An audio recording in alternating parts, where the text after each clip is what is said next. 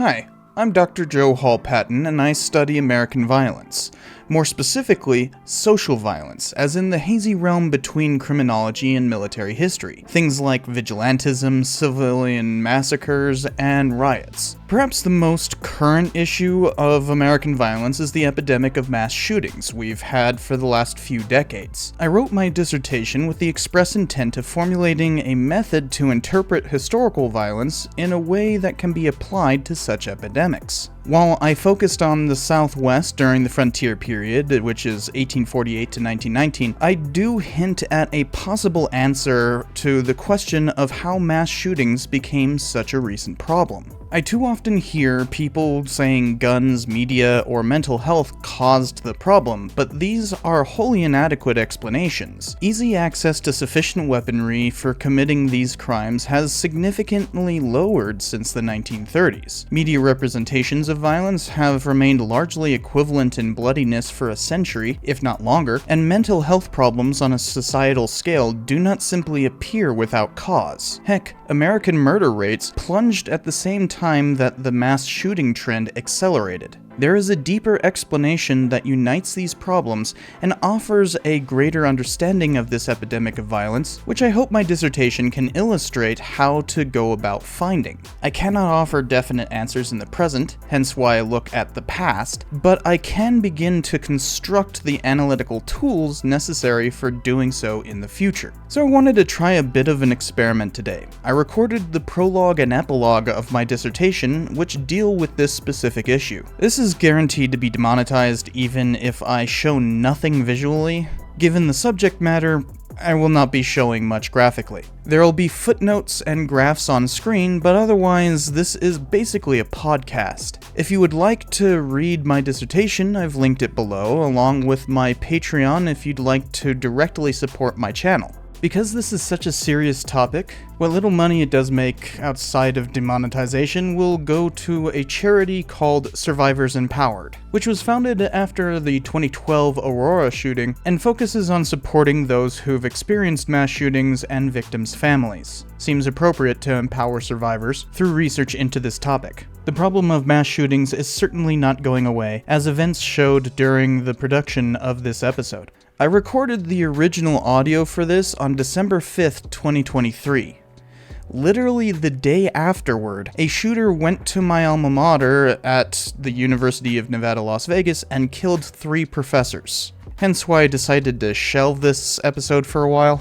This was particularly startling because my mother taught in that very building. This was on a Wednesday and she taught on Tuesday, Thursdays, but she had colleagues targeted. Just across the way is the building where the history faculty resides, so I knew many that were affected. And as you will find out during the prologue, Las Vegas is a city where if you live there for much longer than a year, you will inevitably make such connections. Having grown up there, there's only 2, maybe 3 degrees of separation between us all. So while I wrote the dissertation before this incident, the issue remains an ever-pressing one.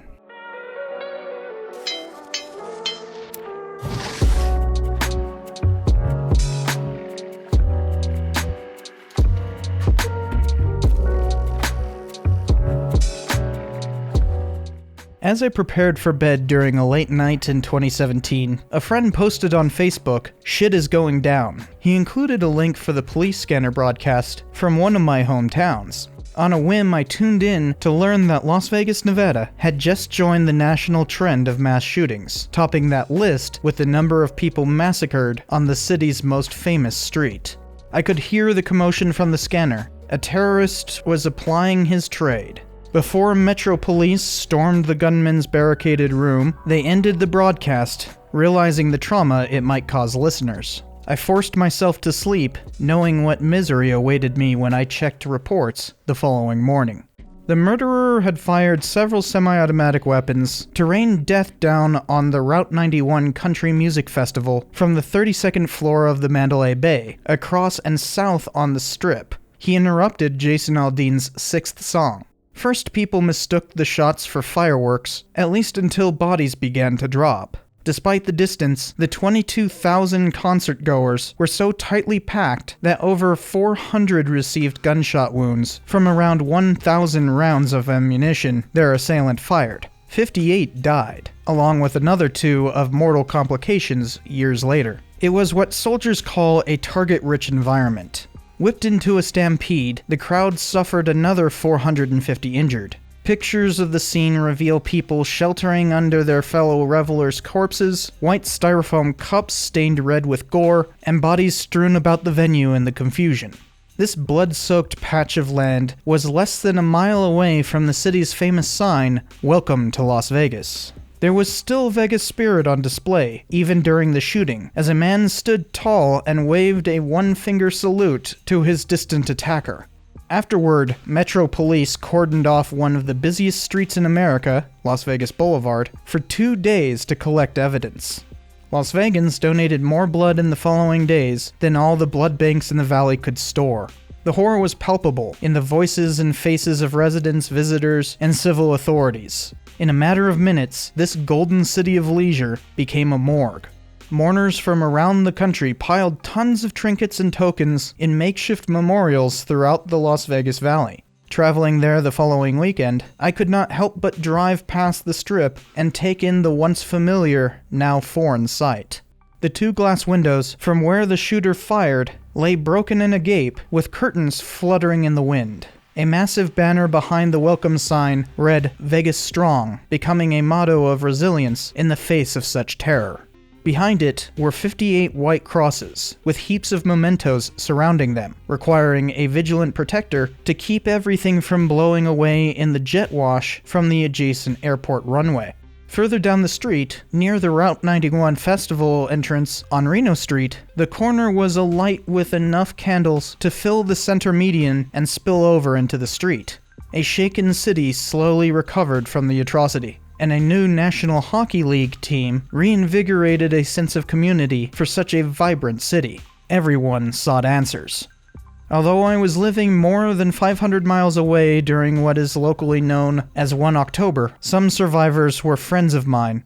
A student even attended the concert to fulfill an assignment from my mother, who is a professor at my undergraduate institution, the University of Nevada, Las Vegas, or UNLV. Despite the Las Vegas Valley containing more than 2 million residents, the city is an urban aggregation of deep human connections. No one who lived there for more than a year or 2 could escape having some kind of relationship to 1 October. As a practicing public historian who has done a great deal of work in Las Vegas, I would soon help direct witnesses and victims to UNLV's history department for interviews as part of an oral history program. That was because of this channel, by the way. I had several survivors approach me asking what they could do. So thanks to y'all for making this a place where such things can happen. Staff of the Clark County Museum, whose director was my father, collected the artifacts from the makeshift memorials. While observing their process, they introduced me to how much these mementos could bring a community together in mourning, but at great cost to museum staff, to the point of needing a sad room to take grieving breaks while accessioning. Representatives from Florida, who had collected the Pulse nightclub shooting memorial, called to embrace and help Clark County into the tragic fold of museums saddled with this grim duty. Terror struck, and the difficult work of historians, curators, and all sorts of volunteers allowed the public to interpret what had happened to them and hopefully mend a little with that understanding. The cataclysm of 1 October was inevitably going to inform my scholarly endeavors. I needed to develop the analytical tools to explain this senseless tragedy. 1 October and its aftermath gave new urgency to what I already studied at the University of New Mexico: violence in America. I launched my inquiries to research and interpret American small wars after having fought in the Afghanistan War myself. That topic was military history, but I combined my interests in the Southwest with trying to understand violence of different kinds across the region. One thing my studies have taught me about outbreaks of violence, such as 1 October, is that they do not happen in a vacuum. The murderous whim of a random killer, or lone wolf, is not isolated from previous instances. Their acts are part of a greater pattern in this country. In fact, just 1 year later, the Thousand Oaks shooter killed a 1 October survivor. Mass shootings are a larger strain of violence interconnected in many and significant ways. Laymen trying to find that pattern often resort to conspiracy theories that are specifically bigoted against victims as a kind of victim blaming. They not only miss the actual pattern through ignorance, delusion, grievance, and gullibility, but create dangerous myths that may cause enormous misunderstandings and suffering in the future. Recognizing the pattern of recent mass shootings in the United States takes distance, research, and deliberation, tools that may not be available to historians yet, at least while blinded by present atrocities. Patterns of group violence is the focus of this dissertation, but in an era that ended a century prior. One dissertation later. The United States is a starkly violent place when compared to the rest of the industrialized world. Murder, riots, and hate crimes are fearfully common. For the first time since the crime drop of the 1990s, homicides rose to over 6 per 100,000 during the pandemic. The commonality of spree killers has an entire script concluding with our thoughts and prayers. The Capitol insurrection was unthinkable only a few years ago, but after a season of riots that preceded it, following the murder of George Floyd, so-called patriotic Americans readily excuse assaulting the police, breaching the very place Congress was confirming a national election, and ransacking its offices. Something in society caused this violence, an artifact worthy of its own analysis. Historian Randolph Roth argues that a perception of American decline defines American homicide, saying strong patterns have emerged that show correlations between increases in homicide rates and changes in people's feelings about government and society. During the Southwest's frontier period, the source of discontent arose from U.S. incorporation. The new strain exemplified by the 2017 Las Vegas mass shooting, or 1 October, has its own source of acrimony, making violence more prevalent. We can learn why current violence is bad, and perhaps remember that it has been worse before. Media outlets learned to avoid naming glory-seeking murderers, for it serves these criminals' intentions, but everyone would do well to take that a step further. Historians and other analysts should closely study the society that produces mass shooters, rather than the motives of the individuals who pull the trigger. American society needs a new understanding of violence as a symbol of something deeper within than mere acts of murder and mayhem committed by alienated loners. Greater meaning may be derived from the epidemic of mass shootings than experts and the media have derived thus far. Some scholars are beginning to analyze the present crisis and understand how it came to be. The 1969 Commission on the Causes and Prevention of Violence dealt with a then-rising crime wave. They found that violence is like a fever in the body politic. It is but the symptom of some more basic pathology which must be cured before the fever will disappear. Violence is a manifestation of change. Whether by implementation, resistance, or symptoms, a major adjustment within society makes itself apparent when people come to blows en masse. Trying to find that deeper causation and its consequences means analyzing the larger strain of violence through individual cases to find what change is happening in society and thereby find what the violence symbolizes. This is what I call violence as symbol analysis, and I constructed it throughout the dissertation. But the 1969 Commission was dealing with a very different strain. Homicide rates peaked in 1980 and 1991, while they continuously fell every year after that until 2015, with only a slight rise since then. The fact remains that Americans are far less likely to experience violence in the present than in 1975. The most recent year of the FBI's statistics as of this writing is 2021, and the pandemic leaves many open questions on current crime levels. The explanation for the crime wave is obvious. Fear and anxiety racked the Republic as the United States deindustrialized and became a service economy simultaneously alongside political upheavals and scandals from the Vietnam War and failure to adequately integrate to Watergate and stagflation. President Jimmy Carter called this a crisis of confidence, which fueled a steady rise in crime.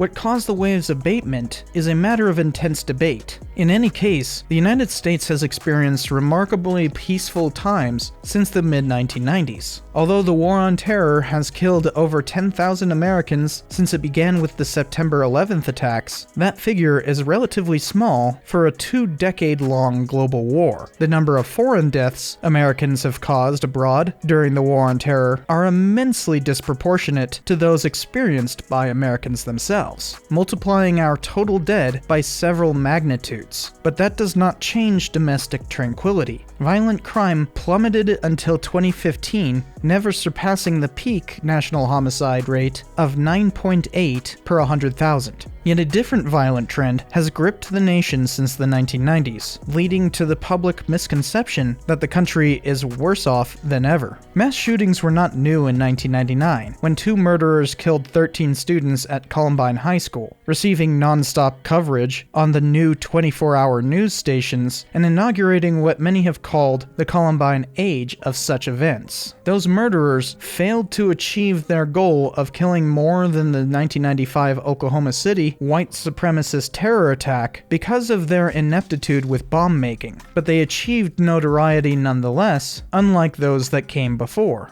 The Columbine shooters purposefully used new media, movie references, and video games to increase what they considered cool, even calling their plan NBK, in reference to Oliver Stone's Natural Born Killers. The United States has a long history of school massacres, starting with the 1764 Enoch Brown Massacre, which took 11 lives, and the worst massacre at Bath, Michigan in 1927, killing 58. All kinds of mayhem preceded this current strain. What is often termed the first truly modern mass shooting took place at the University of Texas in 1966, with a sniper killing 16 people, injuring 31 from a clock tower, and stabbing 2 to death beforehand. From then, approximately 185 mass shootings have taken place in the United States, killing 1,325 Americans as of the beginning of 2023, with no end in sight to this strain of violence. Columbine seemed like a breaking point in mass shootings, not because of the deed itself, but its sensational media coverage. The internet only amplified this, given how much the Columbine killers posted themselves via publicly available blogs, videos, and diaries, empowering people twisted with angst to admire and glorify the shooter's actions. Some with the worst instincts initially moved from influence to idolization, then ideation, and eventually imitation. The news cycle, internet forum discussions, conspiracist apologia, and ease of access to specifics about shooters have guaranteed them infamy. Those seeking to immortalize themselves with as destructive a suicide as possible ensures copycats. As journalist of the Las Vegas shooting, Seamus McGraw writes, among the horde of resentments, they, as in mass shooters, add a new one, often against the very murderers that inspired them. They tell themselves that they can do better, or worse, far worse. As they imagine the carnage they will commit, as they plan for it and gird for it, they often throw 1 or 2 extra bodies on top of the bloody pyre, the bodies of the killer or killers who came before them. To put it simply, they often want to kill the last killer. Mass shooters seek destruction. The 1 October shooter was the deadliest of this trend and represents a culmination of it. In the city that once held Kehoe's macabre journey, 60 died purely to accumulate the highest number and outcompete so many shooters before him. McGraw argues, if the murderer who climbed the tower in Texas on August 1st, 1966, was really patient zero in the epidemic of mass public shootings that has wounded us for half a century, if he was indeed the first modern mass public shooter, then perhaps we can describe the killer who climbed a taller tower in Las Vegas on October 1st, 2017, as the first postmodern mass shooter, a mass shooter who didn't even bother to explain. The lack of information the shooter left seems somewhat purposeful. He went to great lengths to conceal his extensive planning. Metro Police reported nothing was found to indicate motive on the part of the shooter or that he acted with anyone else. The Federal Bureau of Investigation confirmed this with their brief statement. The shooter's intention to die by suicide was compounded by his desire to attain a certain degree of infamy via a mass casualty attack. He left no manifesto. He did not need one. The only writing he left was a notepad with sniping calculations and a long record of searching for target-rich environments.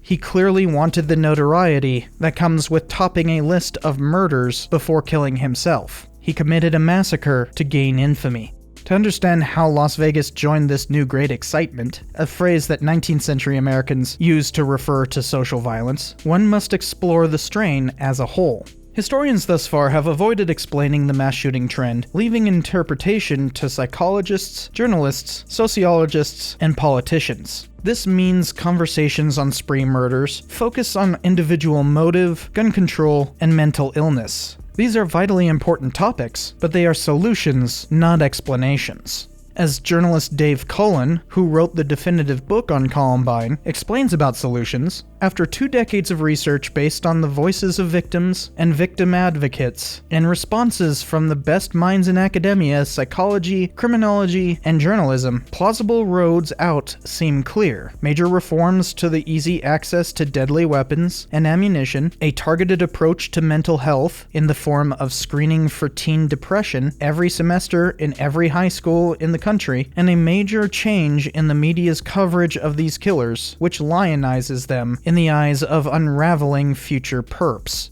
These are indeed important solutions, but we are blinded to some more basic pathology in the national body politic. By understanding that pathology, we may better understand why these important solutions might work. During the great excitement that gripped the Southwest for 70 years, people ignored the baseline of incorporation. That knowledge could not offer a solution, but it was an explanation. With mass shootings, there is a further issue to explore. Where does this trend originate? What is changing in society to bring mass shooters about? Using violence as symbol analysis could provide an explanation. In the most comprehensive study of mass shootings, scholars Gillian Peterson and James Densley highlight several factors alluding to a deeper explanation in their Violence Project. They argue a mass shooting is a unique form of suicide, an angry one, meant to cause as much harm as possible. The Center for Disease Control reports a rise in suicide rates of 38% from 2000 to 2018, which is roughly consistent with rising mass shooting rates. Discovering what is causing rising suicide rates will show the more basic pathology which must be cured before the fever will disappear. As the Violence Project states, we must learn why mass shooters are occurring more and more frequently and figure out who exactly the mass shooters are and what their pathway to violence looks like. The cause of this existential angst gripping Americans, the root of depression and rising suicide rates, is the more basic pathology. Throughout the book, Peterson and Densley point to rising economic inequality, wage stagnation, journalistic sensationalism, social media, and the resultant political polarization. There is something more profound linking these factors, which historians have studied extensively: neoliberalism. Market liberalization, fiscal conservatism, and globalization since the late 1970s have caused increased economic strife as wages stagnated, emerging media and technology remains unregulated, social services privatized, and labor outsourced to foreign countries. As Peterson and Densley write, cultural norms reinforced in movies, sports, and our everyday lives shape expectations for how aggressively men should react to any sense of status frustration and aggrieved entitlement, and violence is one such adaptation. A series of humbling cultural and economic shifts has left some of the long-standing winners, an inelegant phrase referring to the race and gender that are typically more wealthy, in American society feeling humiliated and victimized, unsure of exactly where they fit in, longing to win again.